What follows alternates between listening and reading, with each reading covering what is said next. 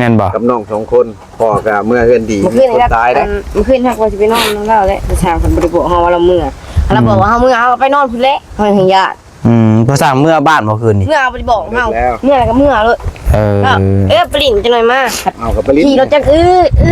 ไปอยู่หูขึ้นโป่งโหคืนนี่ถึงภาษาถิ่มอีกเลยพูดไปพุ่นเนาะขี่วืดไปเลยเราเบิ่งว่าขี่มันมีสภาพบ่มีสภาพมากปกติอย่างเมื่อบ้านนี้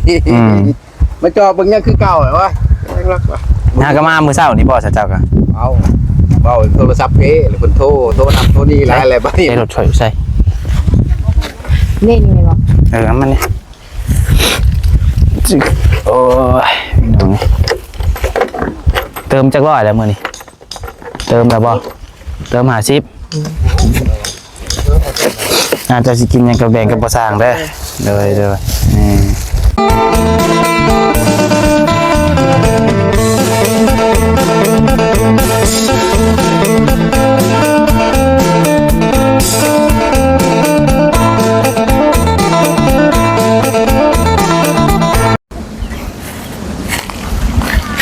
เอาพี่น้องเอ้ยทักทายสบายดีเด้อพี่น้องเด้อสบายดีพ่อแม่พี่น้อง FC สุขูสุคนพี่น้องเนาะบนสมองสุบอนว่าซิวฝั่งลาวฝั่งไทยและก็อยู่ทางต่างประเทศพี่น้องเอ้ยกับพบพ่อกันอีกแล้วกับน้องพัดไส้นะพี่น้องเนาะพบพ่อกันตอนใจสิเที่ยงก็ว่าแม่นพี่น้องเนาะตอนนี้ก็อยู่ทางบ้านทางเพื่อนของน้องอูน้องอาน้องอีน้องยังนั่นแหละพี่น้องเนาะทางประสานเพิ่นมามันเล็กเทคานมาเก็บงานมาสันซาเพียงเนาะที่ว่าเพิ่นยุกเสาตอนนั้นแหละเพียงเนาะแต่บัดนี้เป็นมาเก็บงานพี่น้องเนาะพามาเบิ่งมาหาทางน้องบุญทวีน้ำแหละพี่น้องเนาะเบิ่งทางน้องเพิ่นเฮ็ดเวียกเฮ็ดงานพี่น้องเอ้ยจะเบิ่งพี่น้องเนาะ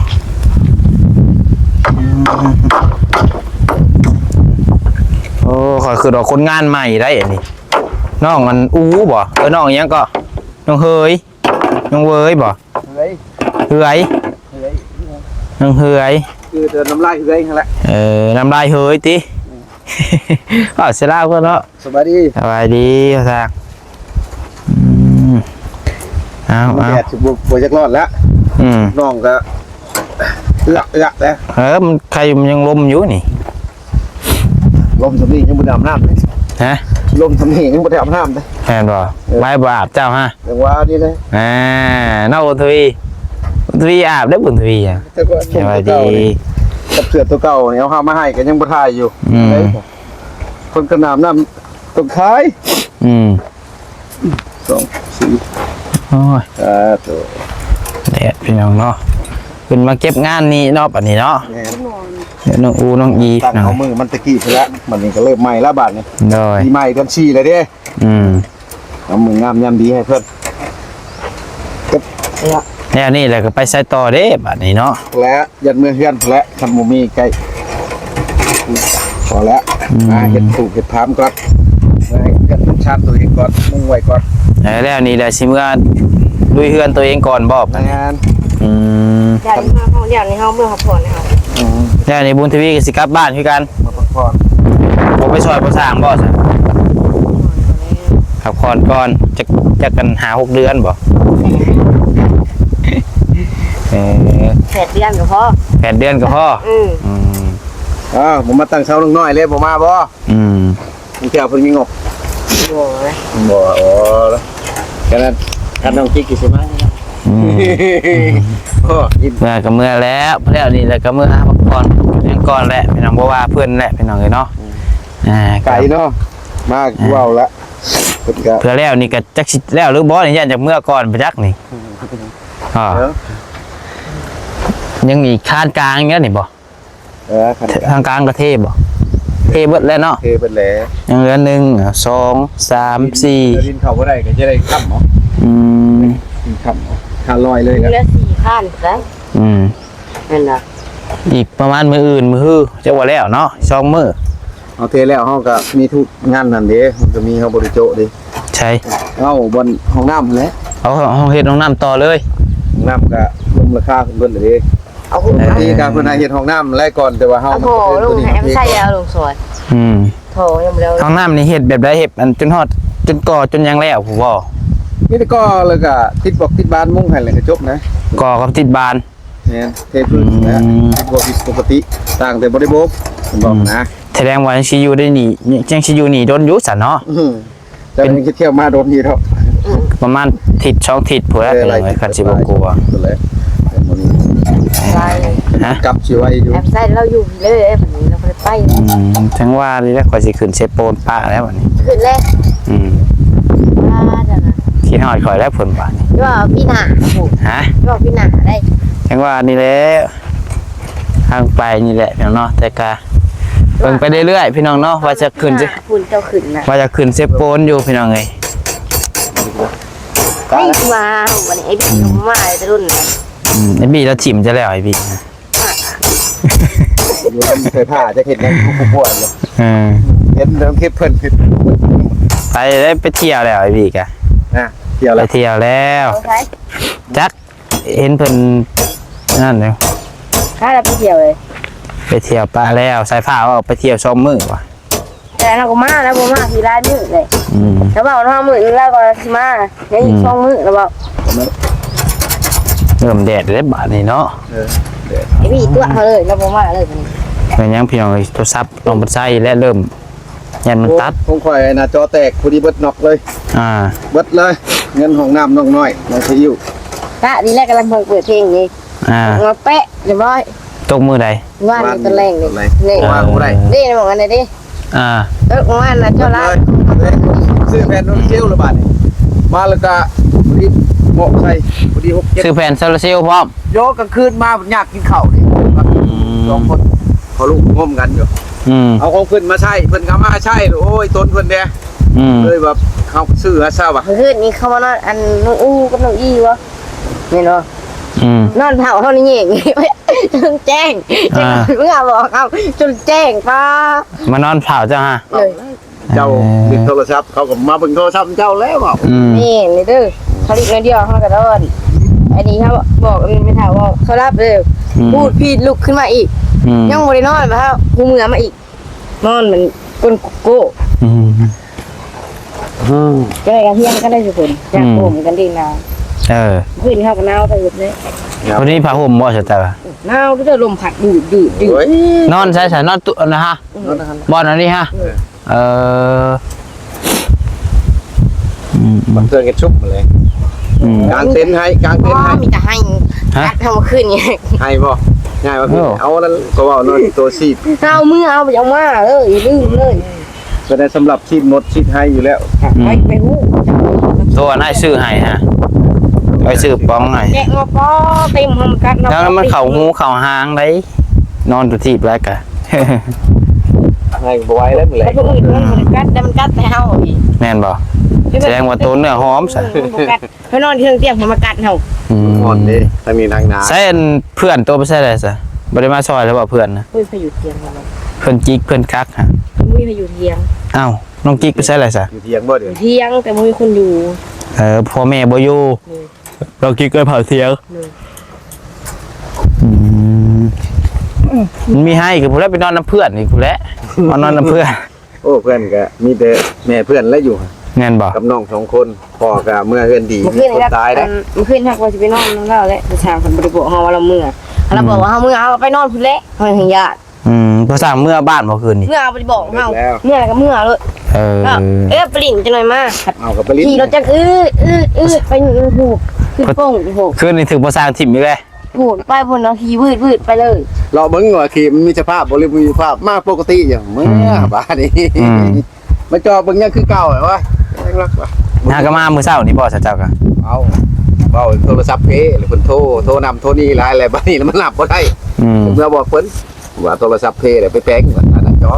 บอกแล้วก็ได้โทรบอกเรา เบิดเท่าไรซะแปลงทรัพย์นะ 300,000 ยังคายอยู่ แสงดูเชล อันคือของเฮาตกเท่านึงนี่5ล้าน6ล้านพี่น้องอุ้ย ตกมันตกแดงใส่มันกันการทันดิมันกันการลิ้นเมื่อไหร่นะ จะทำ500,000แสงดูเชลว่าเงินบ่จุกค่อยว่าบ่มีบ่ดำ2อัน300,000นี่200,000นี่ ไปมาละ4,500ว่ะไปบ่ ต่อไปต่อมา3,500แล้วสิเอาข่อยว่ะมีเงินก็เบิดเลยแปลงโทรศัพท์เอาชายเอ้ยว่ะโอ้ข่อยก็ชื่อเอาเลยก็ฮอ ถ้าชราเซล3,500,000 แม่น จากโทรศัพท์ได้ แม่นเฮาได้สั่งลองเบิ่งดิมาเลยดิ เขาไปฉากเขาพูดเขา โดย เพิ่นไปฉากอยู่พุ่น power bank จะได้ซะ ครับ แม่เขาเวียนฉากก็คือ เอ้า ขยะนะ สากตอนแรกก็สากเขาแล้วมันเบิดแก ได้ยังร้อยคือเก่าเขาสาวเกินนะ กันใส่เป็นกันสากน้ำกันแหละ ยามเดือนนี้มันเดือนมันแจ้งใครแน่ๆไปมันแจ้งอยู่บางนี้มันตึ๊บอยู่ นี่มืดแต่มันคือก็ไปมาหอบ มานอนพัดจังน้อยพัดเพิ่นมาปงขอบปงผีเพิ่นยกขึ้นละบาทลูกนั่นแหละ ไก่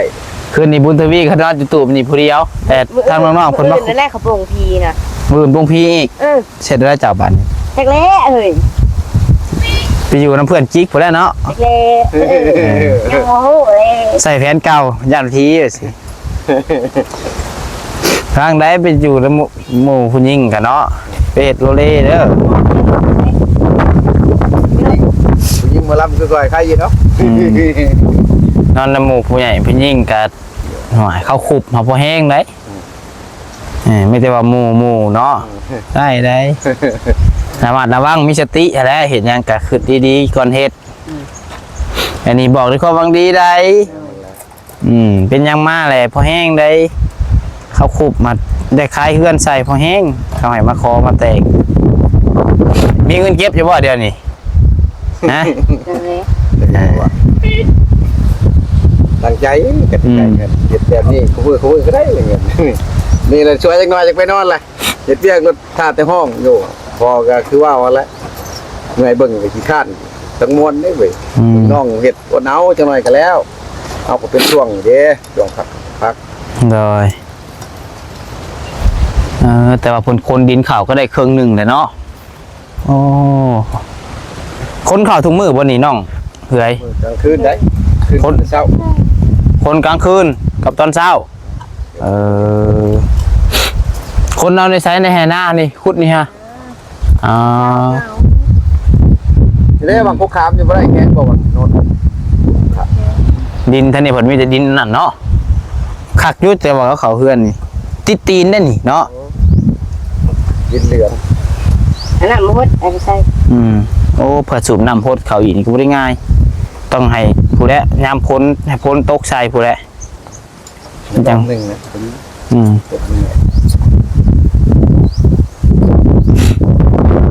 เดือนครับเดือน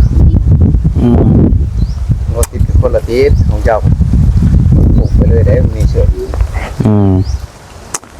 สู้ใช่น้องอูน้องอาไปใช่เลยไปใช่เบิดเลยว่าห้ามเฮ้ยบ่น่ะยังก็มอนี่น้อยแนวนั่นน้องอูน้องเด้งอีมาดูเป็นซื้อกระจุกถือเลย จิบเห็นค่อย ฮะ ไปอยู่ในนี้เด้เพิ่นนั่งอยู่ข้างนัดบนเตียงครับ กับยูทูบเบอร์อเมริกาครับบ่คนข่าวมานี้บ่เจ้าก็อยู่นี่บ่ซะ อยู่ในนี้ค่อยอยู่พี่ค่อยบ่ฮู้จักว่าเพิ่นมานั่นผมค่อยพักอยู่ในนี้ แล้วนอนเซิร์ชจ้ะกะ โอ้บ่ได้ไปสบายดีเพิ่นเลยแล้วเพิ่นคือสิเมื่อบ่ได้ไปสบายดีเพิ่นซับ บ่ได้ออกกล้องเพิ่นซ้ำ บ่ได้ออกครับ เอาคือว่าเจ้าบ่ได้ 3มื้อสิมา เอาคือว่าเจ้ายังบ่ได้อยู่ใด อยู่แหละอยู่นี่แหละพอรถมาก็จอดรถนึงพอน้องน้อยไปซื้อน้ำมันพอละท่าพอน้องน้อยเขาก็นั่งอยู่มาเบิ่งไปเห็นเพิ่นนั่งหั่นเลยบ่จะกล้า พอน้องน้อยก็ย่างมาหาเจ้าบ่ย่างมารับเจ้าบ่รถไทยบ้านนี่ ค่อยฮอดเอาเครื่องลงเบิดเลยพอดีเพิ่นก็มาฮอดพอน้องน้อยมานำเบิ่งแล้วว่ายันน้ำมันรถไทยเบิดแล้วว่ะ ย่างมา ย่างมา สิ มานำกันก็บ่มาเด้คือนี่แหละมาเมื่อว่าสิเป็นอันแปลงบ่อนมุงเจ้านอนไปมานำคอยว่าขอไปแวะ เราไปนอนเผาบ่น่ะ เพิ่นว่าไปนอนพัก เราไปนอนเผาบ่อนนั้นเสาบ่อนบล็อกอะไร แม่นโอเค ก็ว่าจะว่า บ่เราบ่มาเราสิย่างมาอยู่ย่างมาแล้วก็ย่างบ่ได้ท่าอะไรก็เหยียบมาเลยแหละ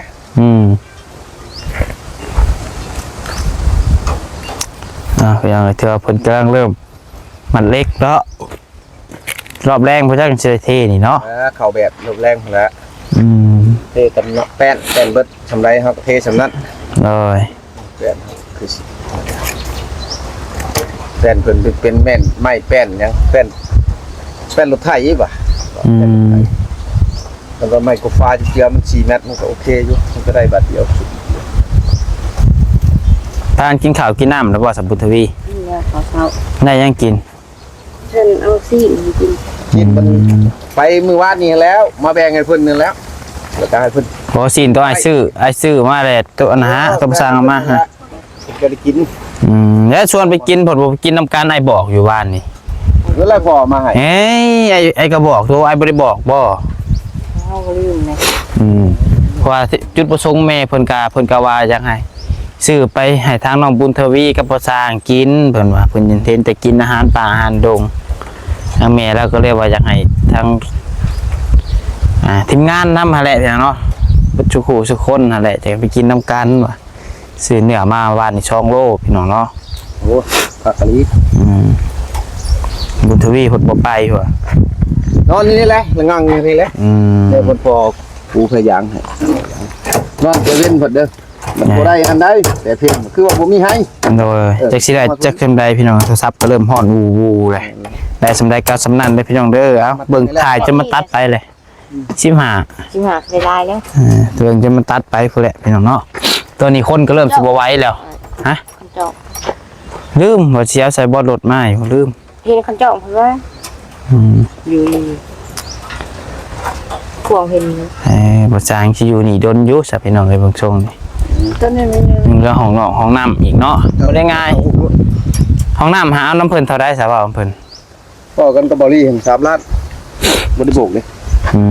3 ล้าน เนี่ยของข่อยไปขับของน้องน้อยแล้วก็เพิ่นมาให้เบิ่งตัวนี้เลยมือข่อยไปงานมื้อนะแล้วก็เฮ็ดของเพิ่นแล้วก็มาต่อตัวนี้ เจ้า เลยก็เพิ่นรัดคิวกับแม่นเพิ่นว่าหามื้อแล้วก็เลยย่อตัวนี้ป้าไว้แล้วก็เลยงานก็ต่อเนื่องเลยบัด เจ้า บ่ได้เฮ็ดงานแม่นบ่ได้งานผู้ใช้เท่าแล้วเงือบัดเดียว บุญทวีอดได้อยู่บ่เนาะอีก2ทิศบุญทวีสู้บ่สู้คือบ่สู้สู้ก็ได้ ไอ้เด็กน้องผู้เวอร์ก็ลาดพายเลยเนาะ เด้ให้เพื่อนนั่นแหละมาซอยเด็กกับน้องเฮย อายุก็มั่นใจนำเพื่อนอยู่ กับน้องเฮยนี่แหละนี่น้องเฮยก็ซอยเพิ่นบางเทื่อพอได้เงินซื้อขนมบ่มีเวียกเฮ็ดก็ ครับ แล้วหาม จ้างบ่เคยแรงน้ำใจแล้วจ้าง บางเทื่อพอได้เงินซื้อปลาแดกแป้งนัวให้มีตู้นี่มัดเล็กก็เป็นอยู่นี่เนาะผสมปอกผสมปูนซอยกันก็ได้อยู่ดอก บ่ให้พาเฮ็ดมันก็เฮ็ดดอกบ่ยากดอก อืม ให้เป็นอยู่ครับบ่อยากคนนี่เฮ็ดได้บ่อยากคน คือเบาหลายกลางคืนเป็นคนก็โทรศัพท์ปุ๊บกดแอปหมดก็บ่ได้ยอม ไอ้ตาจะบ่ดี โอ้ยยังพอดีบ่ดีแหละผมก็เขาก็รับปรับแล้วล่ะ เอ้าก็นั่นแหละสายตาจะบ่ดีเฮานี่ปุ้งมาแล้วมันเป็นยังมัน ใช่ฝากก็ผู้ใหญ่ฝากขนมมาให้เต็มอยู่ว่า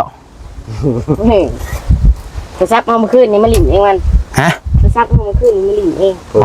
มอเป็นตาญาติเด้มันลินเองได้เลยก็เรียกว่าอยู่ซื่อกับมันเปิดขึ้นมาลินเองกับโบแมนแล้ว เว้าดิโยอยู่ลำพ่อยังเลยนักคน อาญาเจ้าสิแลนเหมือนอย่างรอบมือแรง รับปะโทรศัพท์มันก็เลยปากมันมาเนาะ อายุบ่อนนี่มันมีสัญญาณเนาะ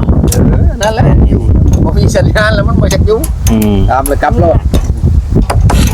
เอาเพื่อเงินพอได้เงินซื้อ อะไร บางเทื่อเมื่อพุ่นกาเพิ่นกำลังเห็ดเป็นครัวพอได้เป็นสร้างเห็ดเลย ยัง อ้าว เพิ่นเสร็จอุ่นครัวให้ เห็ด ไอ้บี้เจ้าแล้วซื้ออันนั้นมาซื้อเสาสุดยังเลย ไอ้พี่เห็ดกับอันเบาอยู่วะ จักบ่าวยังบ่ฮู้คือกัน เอามาลืมเลย เพิ่นเสร็จอุ่นครัวให้เพิ่นว่าพอดีแล้วเจ้ากับพอบางเทื่อเป็นสร้างพอได้ไปเฮ็ดเองเฮ็ดเองเป็นบ่คันเพิ่นให้เฮ็ดเอง กะบ่ฮู้แหละ ก็บ่ฮู้แล้วขนาดนั้นนี่เนาะ มันเสือก็ได้อีก ว่าสิบ่ มั่างบ่กระเด็นให้มันเพ่มั่างนี่บ่ยากติไปพุ่นทวีมาเอานี่หน่อยมาเอาน้ำให้กินก่อนไปพี่น้องกันนี่ตาโหช่างก็ได้ฮะ เดี๋ยว สิเมื่อเลย ทางเบิ่งนี่แหละไอ้สิออกไปเวียกต่อไอ้บ่เมื่อง่ายดอกคันบ่มืดพุ่นทางเบิ่งมึงเทื่อรอบแรกไอ้สิกลับเข้ามาหาอีกอยู่เสร็จเดี๋ยวซับไปตัดก่อนรอบแรงรอบบ่ายพุ่นแหละคันสินั่นสิเข้ามาอีกอยู่ว่าสิไปหาหลอกเฮ็ดมองเฮ็ดใหม่นำเบาไรพุ่นว่าแม่นบ่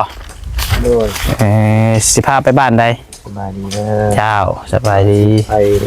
บ้านน้องน้องตำ อืมเช่นประธานบ่มาบ่กับบ่าวยาว โอ้ยโทรมาให้ข้าวไปกินชิ้นง่วยกัน กินซีนอีกเลยคนซื้อซีนมาอีกเลย ไม่ได้ไปแต่ว่าคือว่างัวอันแม่เฒ่าน้องน้อยลบบ่ ข่าวอยุ่ซะไปจังหวะข่าวไปข่าวบ่บุญทวี โอ้ยดี ใครบอก เอาก็ได้ ข่าวก็ได้ก็แล้วเนาะส่วนบ่สร้างข่าวลงเบิ่งขนาดก็ตอนรอบบ่ายไปบ่ข่าวบ่สร้างไปกินชิ้นงัวสิเด้อ ไปรอบบ่ายก็เบิดเลย เดี๋ยวเข้าไปแล้วมาเอาน้ำนี่มาเอาน้ำมาให้นี่โอ้ยขาอ่อนเลย ขาด ใช่ใส่รถถอยใส่ เล่นยังไงบอก มันเนี่ยโอ้ยน้องเติมจักร้อยแล้วมื้อนี้เติมแล้วบ่เติม50อาจจะสิกินหยังก็แบ่งกับบ่สร้างเด้อเลย